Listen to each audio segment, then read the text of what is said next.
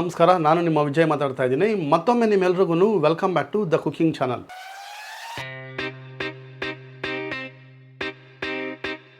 ಇವತ್ತು ನಾನು ಈ ವಿಡಿಯೋದಲ್ಲಿ ನಿಮ್ಗೊಂದು ಬಹಳ ಟೇಸ್ಟಿ ಆಗಿರುವಂಥ ಆಲೂಗಡ್ಡೆ ಫ್ರೈನ ಹೇಗೆ ಮಾಡ್ಕೊಬೇಕು ಅನ್ನೋದನ್ನು ತೋರಿಸ್ಕೊಡ್ತಾ ಇದ್ದೀನಿ. ಭಾಳ ಸುಲಭವಾಗಿ ಮಾಡ್ಕೊಂಬೋವಂಥ ಈ ಆಲೂಗಡ್ಡೆ ಫ್ರೈನ ಮಾಡೋದಕ್ಕೆ ಬೇಕಾಗಿರುವಂಥ ಪದಾರ್ಥಗಳನ್ನ ನೋಡಿಕೊಂಡು ಆಮೇಲೆ ಇದನ್ನು ಮಾಡುವಂಥ ವಿಧಾನಗಳನ್ನ ನೋಡ್ಕೋಣ ಬನ್ನಿ. ಮೊದಲನೇದಾಗಿ 4 ಮೀಡಿಯಂ ಸೈಜಿನ ಆಲೂಗಡ್ಡೆನ ಬಾಯ್ಲ್ ಮಾಡಿ ಸಿಪ್ಪೆ ಬಿಡಿಸು ಸ್ಮ್ಯಾಶ್ ಮಾಡಿ ಇಟ್ಕೊಂಡಿರುವಂಥದ್ದು.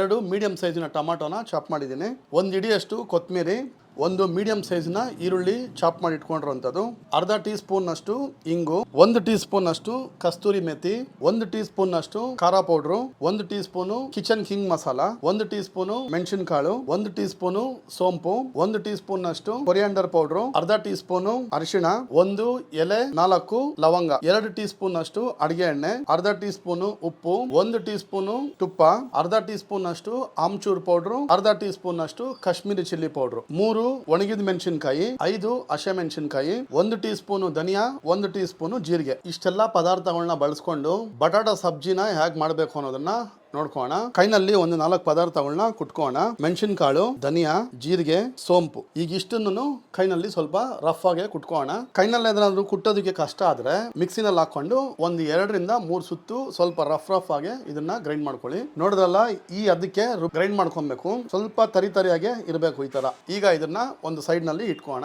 ಮೊದಲನೇದಾಗಿ ಒಂದು ಸ್ಟವ್ ಹಚ್ಕೊಂಡಿದ್ದಾಯ್ತು. ಸ್ಟವ್ ಮೇಲೆ ಒಂದು ಮಣ್ಣಿಂದು ಕಡಾಯಿ ಇಟ್ಕೊಂಡಿದ್ದೀನಿ. ಕಡಾಯಿಗೆ ಒಂದ್ ಸ್ವಲ್ಪ ಬಿಸಿ ಆಗ್ಲಿ. ಕಡಾಯಿ ಈಗ ಬಿಸಿ ಆಗಿದ್ದಾಯ್ತು. ಇಟ್ಕೊಂಡಿದ್ದ ಎಣ್ಣೆನ ಈಗ ಇದಕ್ಕೆ ಸೇರಿಸ್ಕೊಂತಾರಂಥದ್ದು. ಎಣ್ಣೆ ಬಿಸಿ ಆಗಿದ ಕೂಡಲೇ ಫ್ಲೇಮ್ ನ ಸ್ವಲ್ಪ ಮೀಡಿಯಂ ಮಾಡ್ಕೊಳ್ಳಿ. ಯಾಕೆಂದ್ರೆ ಮಣ್ಣಿನ ಕಡಾಯಿ ಒಮ್ಮೆ ಬಿಸಿ ಆಯ್ತು ಅಂದ್ರೆ ಬಹಳ ಬಿಸಿ ಆಗಿರ್ತದೆ. ಈಗ ಇದಕ್ಕೆ ಇಂಗನ ಸೇರಿಸ್ಕೊಂತಾರಂಥದ್ದು. ಇಂಗನ್ ಸೇರಿಸ್ಕೊಂಡಿದ ತಕ್ಷಣ ಮೆಣಸಿನಕಾಯಿ ಕೂಡ ಹಾಕೊಂಬೋಣ. ಈಗ ಒಣಗಿದ ಮೆಣಸಿನಕಾಯಿ ಕೂಡ ಸೇರಿಸ್ಕೊಂತಾರಂಥದ್ದು. ಲವಂಗನ ಈಗ ಸೇರಿಸ್ಕೋಣ. ಎಲೆನೂ ಕೂಡ ಈಗ ಸೇರಿಸ್ಕೊಂತಾರಂಥದ್ದು. ಸೇರಿಸ್ಕೊಂಡಾದ್ಮೇಲೆ ಇದ್ರದ್ದೆಲ್ಲ ಫ್ರಾಗ್ರೆನ್ಸಿ ಇಲ್ದಿದ್ರೆ ಎಲ್ಲ ಎಣ್ಣೆಯಲ್ಲಿ ಕ್ಲೀನ್ ಆಗಿ ಬಿಡ್ಲಿ.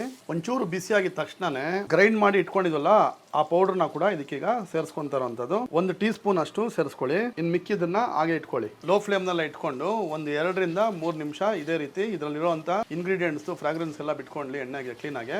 2 ನಿಮಿಷ ಆಗಿದ್ದಾಯ್ತು.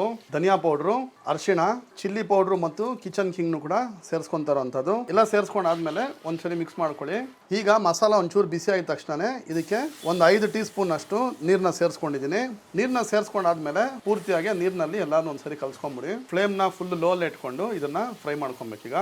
ಈಗ ಇನ್ನೊಂದು 5 ಟೀ ಸ್ಪೂನ್ ಅಷ್ಟು ನೀರ್ನ ಸೇರಿಸ್ಕೊಂತಾ ಇದ್ದೀನಿ. ಪೂರ್ತಿಯಾಗಿ ಹಸೆ ಸ್ಮೆಲ್ ಹೋಗೋವರೆಗೂ ಇದೇ ರೀತಿ ಸ್ವಲ್ಪ ಬಾಯ್ಲ್ ಆಗ್ಲಿ. ಅಂದ್ರೆ ನೀರಿನ ಅಂಶ ಎಲ್ಲ ಹೋಗ್ಬಿಟ್ಟು ಎಣ್ಣೆ ತೆಲ್ಕೊಬೇಕು. ಈಗ ನೀರಿನ ಅಂಶ ಎಲ್ಲ ಹೋಗಿ ಎಣ್ಣೆ ತೆಲ್ಕೊಂತ ಇದೆ. ಈ ಹಂತದಲ್ಲೇ ಕಟ್ ಮಾಡಿ ಇಟ್ಕೊಂಡಿದ್ದಂತ ಟೊಮಾಟೋನ್ ಕೂಡ ಈಗ ಸೇರಿಸ್ಕೊಂತಾರಂಥದ್ದು. ಟೊಮಾಟೋನ ಸೇರಿಸ್ಕೊಂಡಾದ್ಮೇಲೆ ಒಂದ್ಸರಿ ಪೂರ್ತಿಯಾಗಿ ಮಿಕ್ಸ್ ಮಾಡ್ಕೋಣ. ಮಿಕ್ಸ್ ಮಾಡ್ಕೊಂಡಾದ್ಮೇಲೆ ಟೊಮಾಟೊ ಪೂರ್ತಿಯಾಗಿ ಸಾಫ್ಟ್ ಆಗೋವರೆಗೂ ಹಿಂಗೆ ಇದನ್ನ ಚೆನ್ನಾಗಿ ಬಾಯ್ಲ್ ಮಾಡ್ಕೊಬೇಕು. ಟೊಮಾಟೊ ಬಾಯ್ಲ್ ಆಗೋ ಹಂತದಲ್ಲೇ ಇನ್ನೊಂದು 5 ಟೀ ಸ್ಪೂನ್ ಅಷ್ಟು ನೀರ್ನ ಸೇರಿಸ್ಕೊಂಡಿದ್ದೀನಿ. ಟೊಮಾಟೊ ಪೂರ್ತಿಯಾಗಿ ಸಾಫ್ಟ್ ಆಗ್ಬಿಡ್ಲಿ.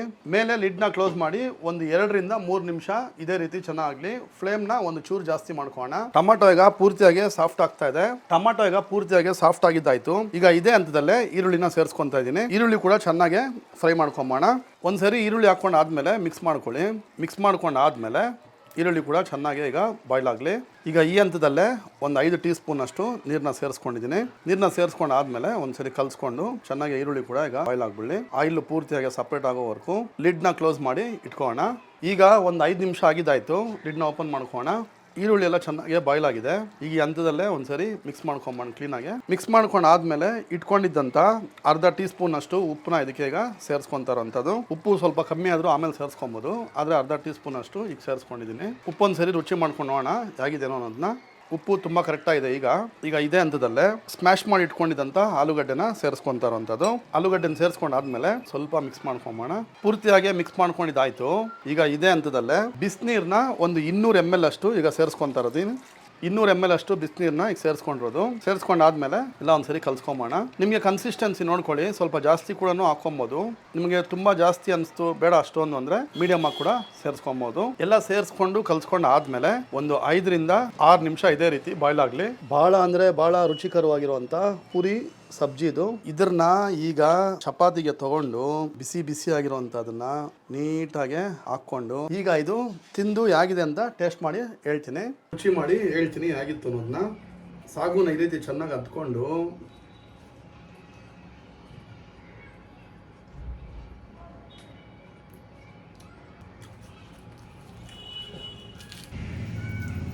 ಉಪ್ಪುಗಳೆಲ್ಲ ತುಂಬ ಅಂದರೆ ತುಂಬ ಪರ್ಫೆಕ್ಟ್ ಇದೆ. Must and try. ಸೂಪರ್ಬಾಗಿದೆ.